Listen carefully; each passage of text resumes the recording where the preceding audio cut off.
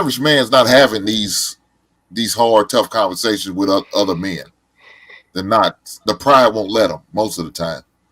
And sometimes you'd be kind of embarrassed if you had to have them conversations. So the average man are not doing that. There may be a select few men who are having these conversations who feel like I can talk to my boy like, hey man, I'm going through some shit. My lady is talking about getting a divorce. What should I do? We're not having that conversation. We want to put on the front like everything's everything with us. Everything's all good. We can handle everything that comes our way. But in reality, we crying on the inside. We crumbling. We hurting. We just don't say shit. We just keep it moving.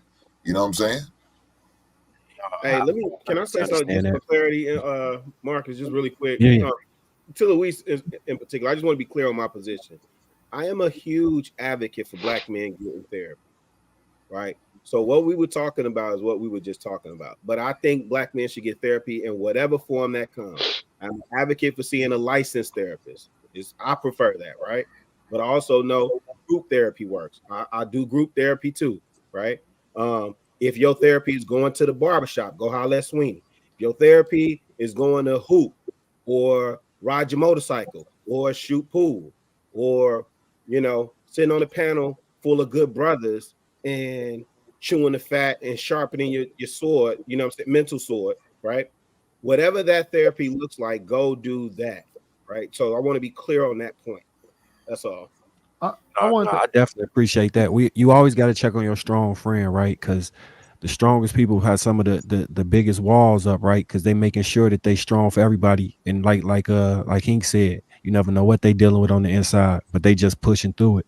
A word of encouragement, just checking in on them, seeing how they doing, a quick text, or having a deep conversation with them where you really get into what's going on in their life and just listen.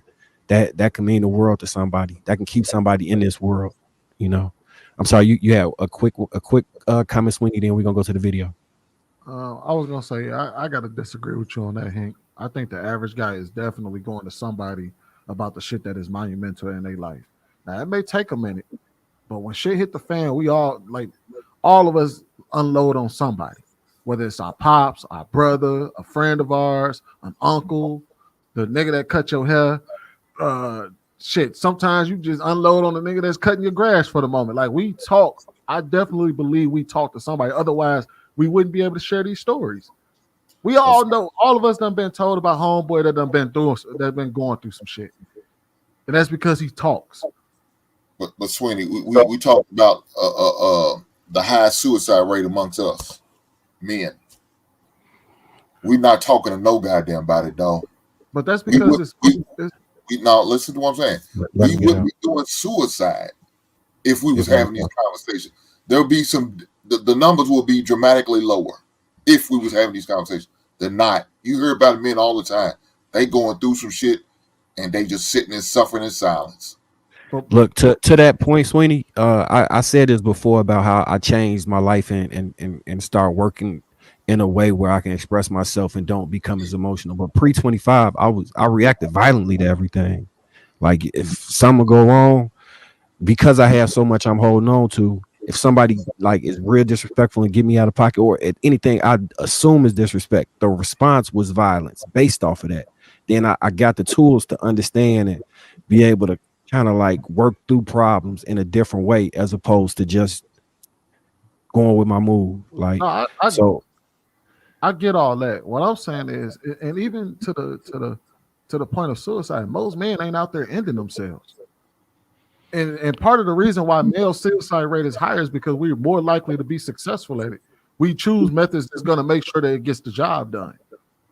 You know what I mean? But most men ain't out there ending themselves. They said most people have had thoughts. If they was having conversations, you don't think that would be the case?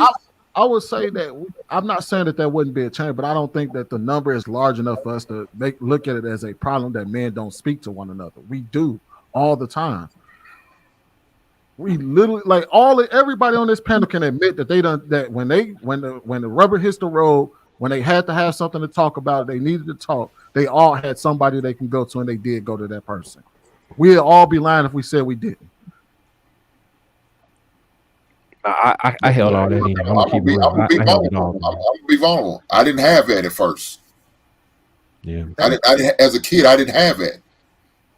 No, I get that. Everybody might have wanted to be there for me. I didn't trust it. So to Hink point, whatever the reason, not everybody can let it out early. Like I had to learn it. It sounded like Hink had to learn it too. I don't know about everybody else, but Yo, Hink and Cloud. Marcus, when y'all are talking about all the stuff that y'all are going through as men that y'all didn't talk to, right? I'm just curious, what percentage of those things that you were going through had something to do with a woman? For me, it was none. It was It wouldn't have had nothing to do with a woman. It was Not family stuff, homeless and shit like that. Matter of fact, it was because of a man, my father. When I was going through what I was going through, I couldn't stand him. Let me be honest. I hated him. So no, it wasn't because of a woman. Hank, you played sports though, right? Yeah. You didn't go to your head coach about anything? Yeah, my head coach was a white dude, and I feel like he couldn't relate with me. You understand what I'm saying? Yeah. I did have my staff, but again, like I said before, you have that sense of pride where you don't want to make it look like you're weak. And as a football player, that's the last thing you want to ever look like is weak. The last thing. Shedding tears, showing some type of soft side to you. No, not as a football player. We didn't do that. Now, 2024, these young dudes, they doing that. But they cut from a different cloth. Back in 94 through 98, you better not show that soft side. Yeah, a lot of that is condition. That goes down to conditioning too.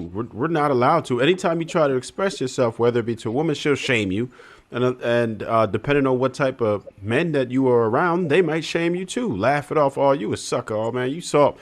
And that's what you get sometimes, and it's embarrassing, right? And it's also going to have something to do with what type of a household you grow up in, right? Where if they're not accepting of your feelings and you expressing yourself, then that's not what you're going to have. So it's a different reality for all of us, right? I would say that I had to learn how to express myself better, but it comes with maturity, and it depends on your life experiences. And you have to have people who you feel like you could confide in and won't shame you or belittle you just because you're explaining yourself. So we're not all going to have that opportunity. It's unfortunate. We should. And that's what I think most of us sitting here would do for our children, but not all of us had that opportunity. Marcus, one more question for you. So you said you used to react violently, right? Yeah. What age did you say that you had to stop, that you learned to not react violently? Like, what was that? 2000 and like 2010-ish, 2010. How So I old don't know were how you? old I was, like 20, 25, 24, 25.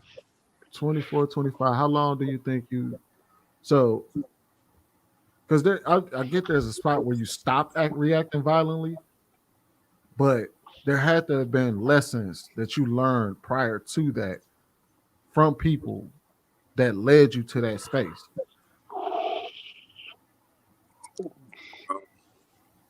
Yeah, it was a lot of lessons, but so the other thing is, at that age, I really didn't care about like if I was gonna live or die in the moment. Like it wasn't something like mortality didn't seem real to me. I had even come to terms with like I'm gonna end up dying before 25 actually. Like 25 to me was a surprise.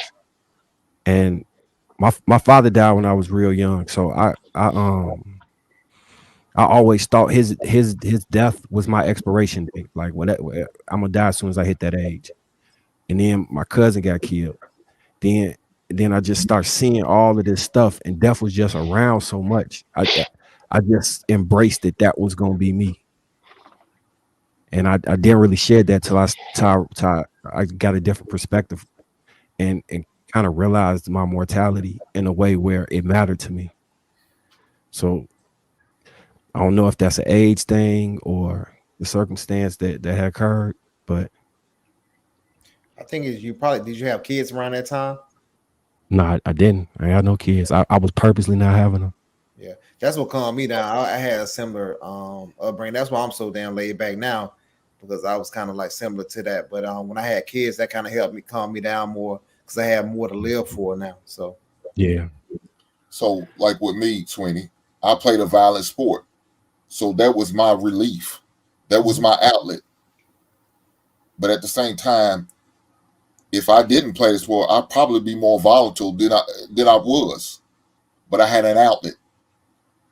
But that outlet stopped after 98, 22. Mhm. So now where do I relieve this excess anger and energy and frustration? Well, like James said, thank God I had my daughter. You know, that kind of slowed me down. That brought me to some sense of reality. But I still had to get over that frustration and anger that I had towards my father. So I had to go to therapy. It took me a couple years, man, before I got past that. And I had to think about, look, I can't. He wasn't there for me. But if he's willing to be there for my daughter, then I'm willing to open up and allow that to happen. Now I didn't want him to do my daughter the same way, so I had to set him straight. I had to have it's kind of crazy that you have to have a in your face aggressive conversation with your father, because I wouldn't think no man should have to do that, but I had to do it. Don't hurt my daughter. Don't break her heart. Don't let her down like you did me. You know what I'm saying? And that's what I had to do.